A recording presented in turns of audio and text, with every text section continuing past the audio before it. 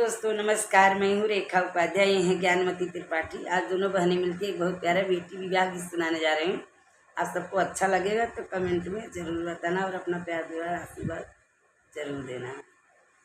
गलिया की गलिया रे घुमली दो बिनिया रे हाथवा में अटल सोहाग रे ललनवा रे हाथवा में अटल सोहाग रे ललनवा।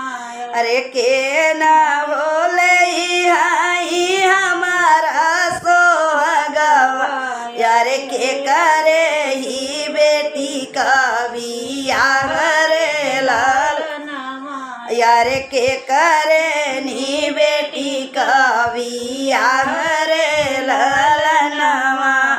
रे के न लई है अटल सोहाग रे ललनवा। घर में से निकलली माई हो कवनी देई सुना दो बिनी बचन हमार रे ललनवा यारे सुना दो बिनी बचन हमार रे ललनवा।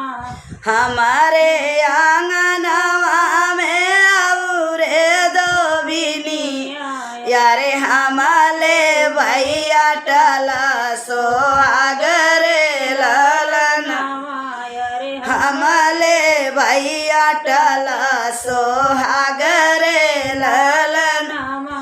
अटल सोहाग खुश होई देऊ रे दो बिलिया रे हमारे नी बेटी कविया रे ललनवा रे नी बेटी कविया रे ललनवा। ई है सोहगवा पहिरी बेटी जई है ससुरवा यारे अमर रही बेटी का सोहाग रे ललनवा यारे अमर रही बेटी का सोहाग रे ललनवा। घर में से निकलली बेटी हो कवनी दे सुना बाबा यार हमार रे ललनवा यारे सुना बाबा यार हमार रे ललनवा।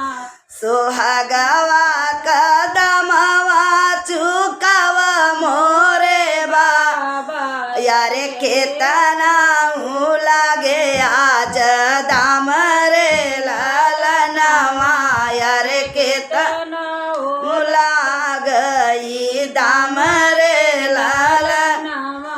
इतनी बचन सुने बाबा ओ कवन मामा नहीं मन मुस्काई रे ललनवा यारे मांगई मन मुस्काई रे ललनवा। जाऊँ नहीं बेटी के गोदिया खेलाए यारे आजू बेटी मांगली सोहाग रे ललनवा यारे आजू बेटी मांगली सोहाग रे ललनवा।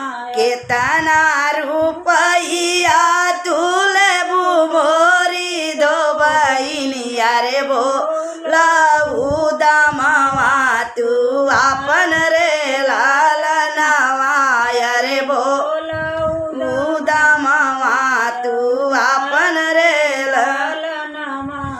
21 रुपया में बेटी का सोहगवा यारे 1 लाख दे दनेवा छावर रे ललनवा यारे 1 लाख दे दने ग छावर रे ललनवा। पहिरी सोहाग बेटी जाई है ससुरवा यारे जिंदगी भर